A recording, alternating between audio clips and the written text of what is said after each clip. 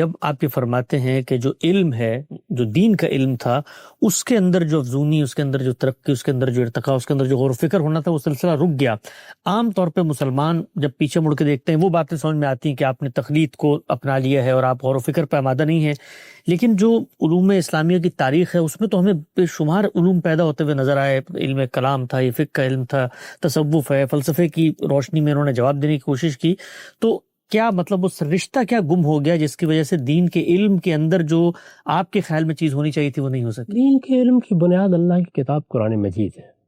یعنی قرآن مجید کی اگر علم پر حکومت قائم ہے تو دین کا علم صحیح نہج پر ہے. بہت اہم بات. اس میں غلطی ہو سکتی ہے، کوتاہی ہو سکتی ہے، جزوی لحاظ سے ہم کوئی انحراف کر سکتے ہیں، لیکن یہ کہ کیا اس اصول کو ہمارے علم نے آخری درجے میں مانا ہوا ہے؟ اللہ تعالیٰ کی کتاب ہمارے پاس موجود ہے، ہم بغیر ہدم والا کتاب منیر نہیں ہیں. اس لیے ہماری زندگی میں اس کتاب کو حکم کی حیثیت حاصل ہونی چاہیے. وہ ہمارے تمام اختلافات کا فیصلہ کرے.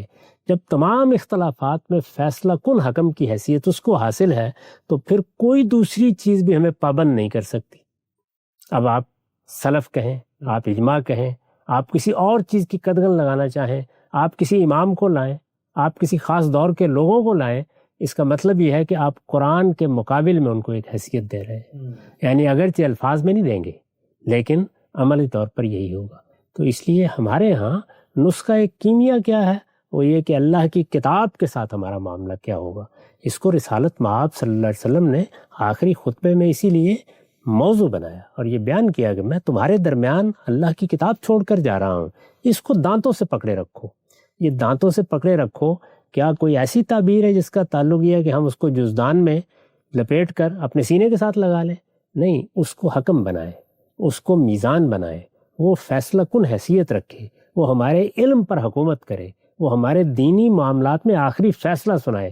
یہ حیثیت اس کو ہر جگہ حاصل ہونی چاہیے.